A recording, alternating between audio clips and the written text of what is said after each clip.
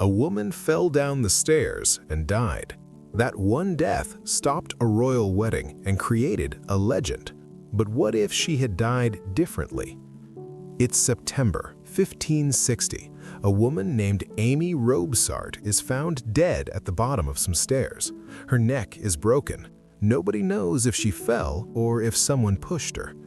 Here's the problem. Amy's husband is Robert Dudley, and Robert Dudley is Queen Elizabeth's best friend. Everyone thinks they're in love. Everyone thinks they want to get married. Now Amy is dead, and it looks very suspicious. People start whispering. Did Dudley kill his wife so he could marry the queen? The gossip spreads like wildfire. It's a massive scandal. Elizabeth knows she cannot marry him now. Her own mother, Anne Boleyn, was executed for supposedly cheating on her husband. Elizabeth won't start her reign by marrying a man people think is a murderer. So she doesn't marry him. She doesn't marry anyone. She becomes the Virgin Queen, ruling alone for over 40 years. But what if Amy had died differently? What if there was no scandal? Let's imagine something different. Same year, 1560, but this time Amy doesn't fall down the stairs. Instead, she gets very sick. Doctors say she has cancer. She dies slowly and sadly in her bed, surrounded by people who can confirm she wasn't murdered. There's no scandal, there's no suspicion. Dudley is just a sad widower who lost his wife to illness. Now, Elizabeth has a choice to make. Her clever minister, William Cecil, tells her not to marry Dudley. He says it's a terrible idea. The kings of Spain, France, and Sweden all want to marry her. If she marries one of them, England gets powerful allies. If she marries Dudley, she gets nothing except a husband she likes. Plus, Dudley's family has a bad reputation. His father was executed for treason. The other noble families will be furious if she picks him over a real prince. Cecil's arguments make perfect sense, but Elizabeth loves Dudley. She's known him since they were children. They were even locked up in the Tower of London together when they were young. He's the only person she truly trusts. In real history, the scandal gave her an excuse to say no, but in our story, there's no scandal. She has to follow her heart.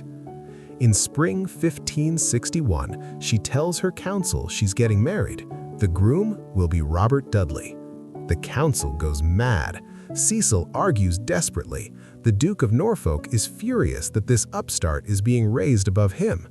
But Elizabeth is a Tudor. When she decides something, that's final. The wedding is huge and beautiful, but underneath all the celebrations, the court is divided. Some people support the new royal couple. Others hate Dudley and want him gone. The first few years are tense. Every decision causes arguments.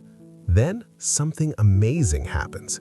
In 1563, Elizabeth has a baby. It's a boy. They call him Henry. The whole country goes crazy with happiness. For nearly 100 years, everyone worried about who would be the next monarch. Now there's a healthy baby prince. The problem is solved. The marriage is now safe. It did what it was supposed to do. But solving one problem creates new ones. First, other countries get worried. France and Spain are Catholic. They don't like England Protestant. Now, England has a Protestant ruler, a Protestant queen, and a Protestant baby prince. This isn't just one Protestant ruler who might die without children. This is a whole Protestant dynasty. France and Spain stop being friendly. They start treating England like an enemy. And Dudley makes things worse. He really hates Catholics. He wants England to help Protestant rebels in France and the Netherlands fight against their Catholic rulers. Elizabeth tries to be careful, but Dudley keeps pushing her to get involved in foreign wars. Second, there's trouble at home. Mary, Queen of Scots, is locked up in England. Catholic nobles in the north hate Elizabeth, and they really hate Dudley. They see him as an upstart who married above himself. In 1569, the northern lords rebel. They want to free Mary, kill Dudley, and take control of little Prince Henry. They plan to raise him as a Catholic. The rebellion is crushed violently, but it scares everyone. England becomes more paranoid and more aggressive towards Catholics. The court changes too. In real history, Elizabeth never married. Poets and artists treated her like a goddess. Young men pretended to be in love with her. It was all a strange, beautiful game. But married Elizabeth is just a normal queen with a husband and son. The court is more ordinary. There's no cult of the Virgin Queen. William Shakespeare still writes his plays, but he writes for a different world. His stories might be happier, less worried about what happens when monarchs die without children. As the years pass, Elizabeth and Dudley rule together. She's the brain, he's the action. They argue sometimes, but they're a team. Their son Henry grows strong and healthy. He's the future king, and everyone knows it. There's no uncertainty, no worry about the succession. In 1588, Spain sends its famous Armada to attack England. The Spanish king hates England even more in this timeline because Dudley has been helping Protestant rebels for years. But England wins. The famous speech at Tilbury is different though. It's not a lonely queen inspiring her troops. It's a queen and king standing together, protecting their kingdom for their son.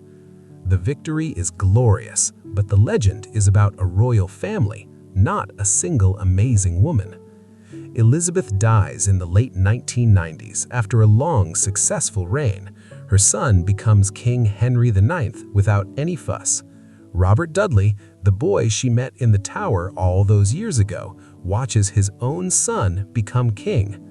The great love story had a happy ending. Elizabeth followed her heart. She got a husband, a son, and a stable kingdom.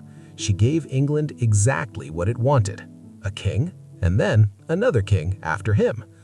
But something was lost. The world never knew the Virgin Queen. It never saw a woman rule alone for 40 years, using her unmarried status as her greatest weapon. It never experienced that strange, magical time when a single woman held all of Europe in suspense. By marrying her true love, Elizabeth saved herself from loneliness. She gave her kingdom peace and stability, but she traded away her legend. The ghost of that quiet, happy marriage haunts our history. It reminds us that sometimes the extraordinary comes from choosing the difficult path, not the easy one. If you enjoyed this trip into history that never happened, please like this video and subscribe. There are many more adventures waiting. Thanks for watching.